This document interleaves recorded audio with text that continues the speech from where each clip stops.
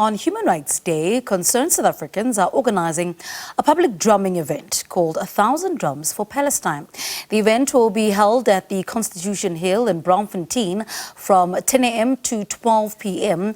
The drumming is intended to show solidarity with the Palestinian people and raise awareness about the ongoing genocide of Palestinians by the Israeli Defense Force. Now, to tell us more about the event, we're joined in studio by Regional Advocacy Officer at Consortium for Refugees and Migrants, as well as coordinator of the SABC coalition, Roshan, Dadoo. Ma'am, good morning. Welcome to Morning Live. Talk to us about the idea of 1,000 Drums and how it came about.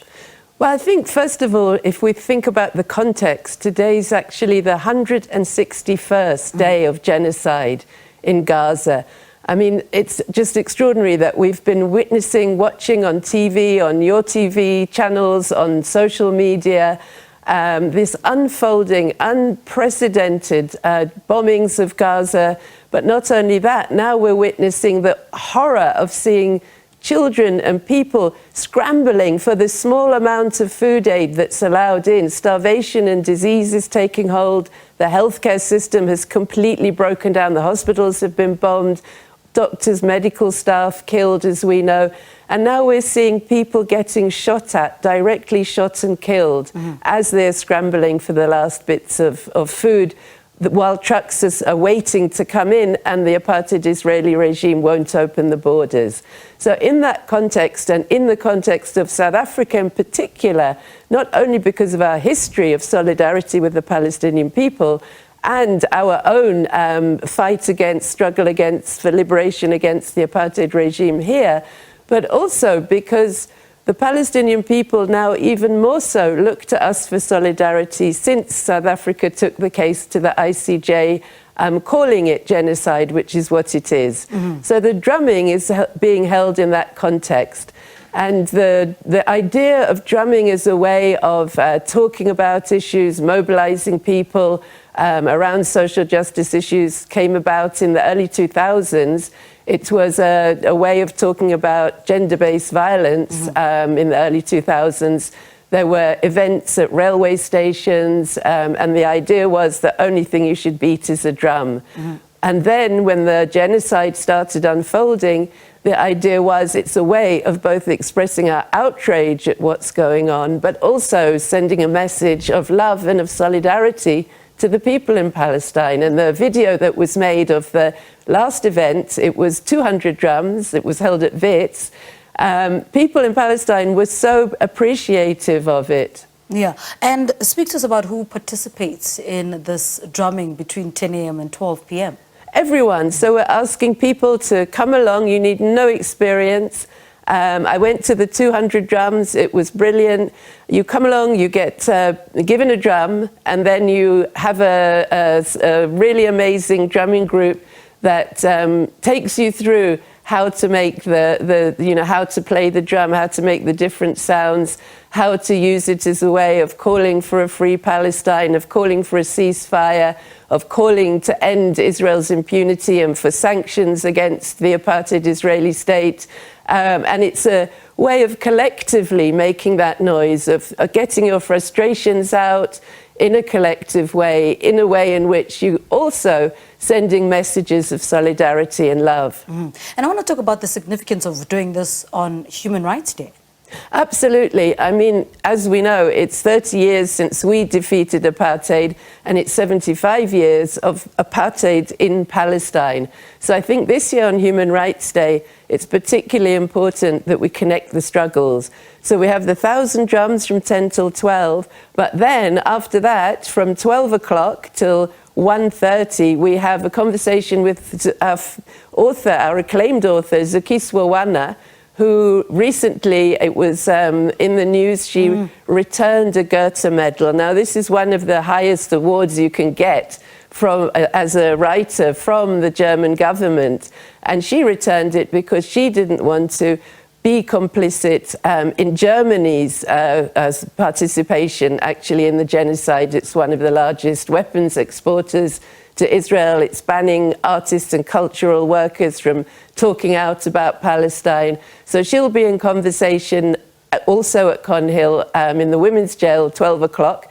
And after that, there's another panel discussion with amazing people unpacking actually in more detail what the situation is in Palestine, the geopolitics around it, an opportunity for people to ask questions, and therefore what solidarity must we be doing and how do we increase our campaigns around boycott, divestments and sanctions. So there's a lot going on. There'll be a stall with Palestinian Solidarity Campaign T-shirts over the weekend at Conhill.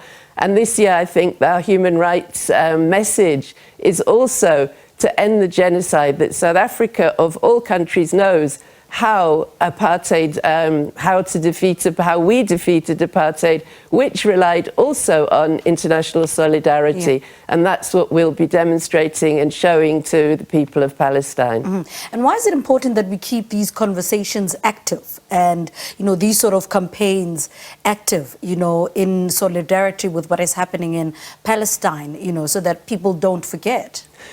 We need to isolate Israel. What worked in our struggle was our call, and the Palestinian call is similar, for boycotts, divestments, and ultimately sanctions. And that isolated the apartheid regime to the extent that there was no way out in a certain way. They were getting pushed from all corners in support of the struggle here on the ground, the uprisings of communities, the strikes of trade unions, our armed struggle, and the international isolation all created conditions where that regime just could not hold. And I think it's perfectly possible, but we have a lot more to do. I mean, even in South Africa today, there's a protest at 10 o'clock outside the SAFA offices, Football Association.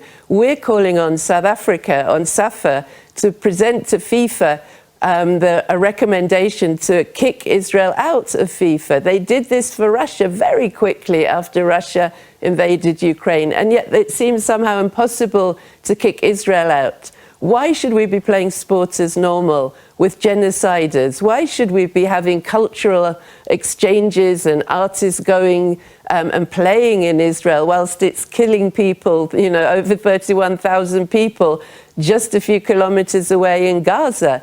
It's ridiculous, and I think we still need to put pressure on parts of our government, like our Ministry of Sports and Culture, in order to make that point. And the world is looking at South Africa to do this now. I mean, people won't understand why we don't have sports boycott, cultural boycott policy, and also a trade embargo. Why are we trading with this genocidal state when we're taking it to the ICJ in that amazing way of being the only country that has taken that bold move and calling out other countries' complicity in the genocide, such as the US and Germany. And then we're not implementing trade embargo here. As well, we want to see the prosecutions. The minister has said that she's issued a warning, South Africans who go and join the occupation forces, they will be arrested when they return and prosecuted. We want to see that happening. Yeah. All right, so give us details. What time do people arrive at Conhill on the 21st? And, how long is the drumming for? It's going to be amazing. Arrive at 10 till 12. It's just outside the Constitutional Court in the big square. You'll be given a drum, you'll be shown how to drum. It'll be really an amazing experience. Certainly the 200 drums was. Coming together, learning more about Palestine in the discussions afterwards, and sending out that message to the world and to Palestine that they are not forgotten, that we are doing all that we can to implement boycotts, divestments and sanctions, a ceasefire immediately, permanent ceasefire, and to allow humanitarian aid in sufficient quantities to stop this now starvation and disease. All right, Roshan, thank you so much for talking to us. Good luck with the event on, when is the 21st? Thursday? Yes, hope to see you there. All right, thank you so much. Roshan, Regional Advocacy Officer at the Consortium for Refugees and Migrants, as well as coordinator of the South African Boycott, Divestment and Sanctions, BDS Coalition. Roshan Dadoo talking to us about the public drumming event called 1,000 Drums for Palestine, happening at the Conhill in Braamfontein, 10 a.m. to 12 p.m. on the 21st of March.